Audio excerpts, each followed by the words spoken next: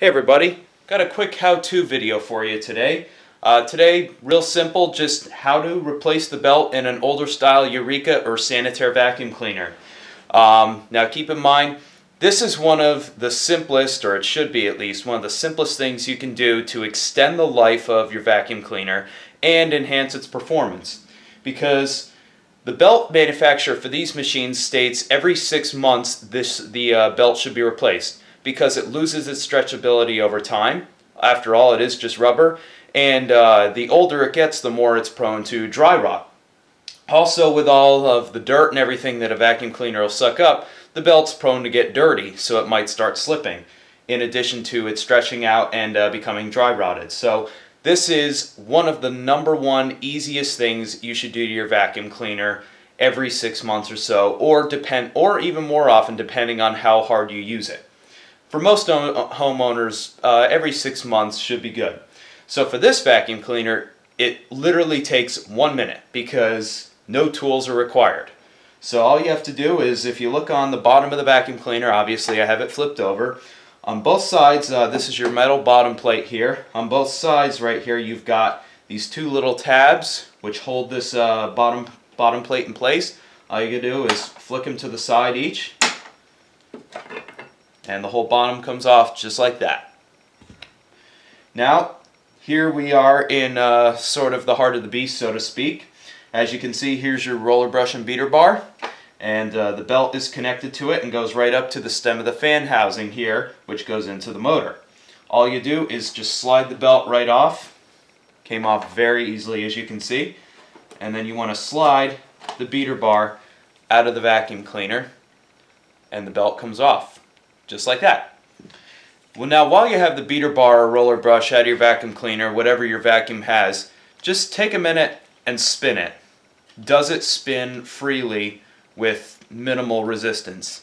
And in this case, it does. And that's exactly how it should, because if there's resistance, that means you probably need a new roller brush, because what happens is creep and crud might get built up in the sides here. And if there's a lot of resistance on it and it's not spinning nicely, you're going to burn through belts a lot faster than normal. So you want to make sure that this spins freely, and take the time to clean it up, get some hair and strings and cobwebs, stuff that builds up on it. Take some time to clean it off while you have it out of the machine. And also clean up the inside of the machine if it's really, really dirty. This is a great time to do these things. So to put a new belt on, just take it, slide it back on the roller brush. Now we're going to put it back into the machine.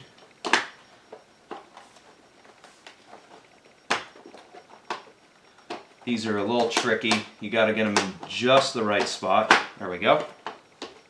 And then all you do is just take the one edge of the belt and slide it right back on just like that. And there you go. Now you take the bottom plate and put this back on.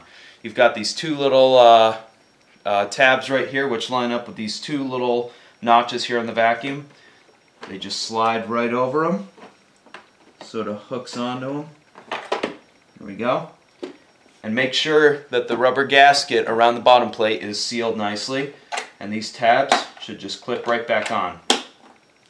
Boom, you're done. That's all there is to it. So no tools required for this, which is really nice. There are many other vacuums out there, however, that do require tools, particularly newer vacuums.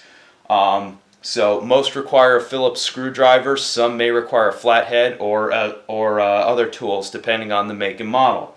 However, older vacuums generally make belt replacements pretty easy, and no tools are required. Just have to undo a couple of tabs just like that.